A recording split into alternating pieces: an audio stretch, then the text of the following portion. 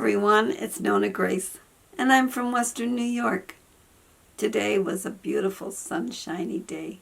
The rain has stopped. The ground is starting to dry up.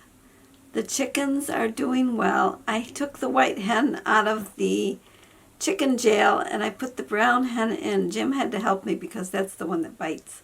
And so he lifted the cover and I put on the gloves and I carried her over, and then he had opened the door and opened the other door to the cage. And I said, be ready to hurry up and shut it because she will run out. And we have her in. I've given her snack twice, and both times she was pretty good. She didn't try to come out, but she didn't act like she was afraid of me at all. She's really a bold hen. I had the question about how long do hens live. The hens can live they usually 5 years to 10 years, but they usually go past the 5-year mark, and they lay eggs between 6 and 10 years. I stop laying, they don't lay. So when they hit about 6 years old, they stop laying. They can lay sporadically, but it does slow down completely to where they're just living out their life. I have a few of them that are looking like they're molting. If I had the rooster, I would think that the rooster was taking their feathers. And somebody might say, what is molting? Molting is when their old feathers start to come out and their new feathers start to grow in. They can look like a chicken that went through food processor or something, where they can look really bad for a while. I had only one hen that looked that way one time.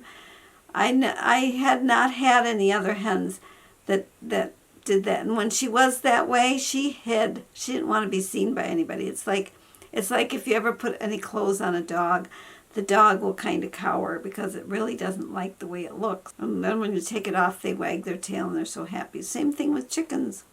When they lose their feathers, they think they're not as pretty, which they're not. I did do some cleaning today, but let's go to the video. I'm sure you're still wondering if I'm still cleaning. This is the stuff that I took out of a spot. And the funny thing is, I don't know where it is now, but there was actually some doll hair somebody had saved. I don't know where it went.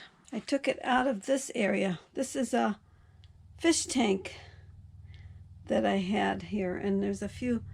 These are the things that I probably will keep at least for a while until I go through it again. But I still have to do this. I have to finish this off. I found this picture. And what it is it's my daughter Laura when she was golfing. Apparently her golf ball went into the water.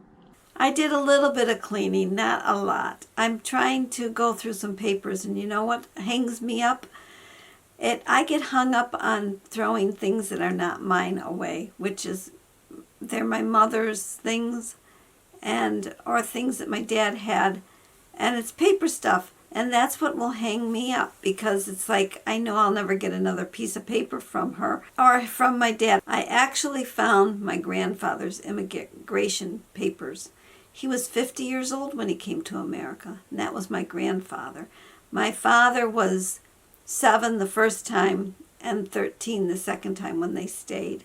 Now my grandfather, he didn't speak any English. In fact, he didn't even know my name. We used to call him Nanu. And I used to say I was Maria Grazia. And that's how I would introduce myself because he didn't know any English. And my father would speak Italian to him and my mother would speak Italian. To us, they always spoke English unless they didn't want us to know what they were saying. Then they would speak Italian too. But we used to get to know a little bit of what they were saying, only because of the hand motions and the tone. You could tell if they were talking about you. And if you knew you did something that day, you knew that the conversation was all about you. Well, have a great day, and I'll see you all tomorrow. Bye-bye.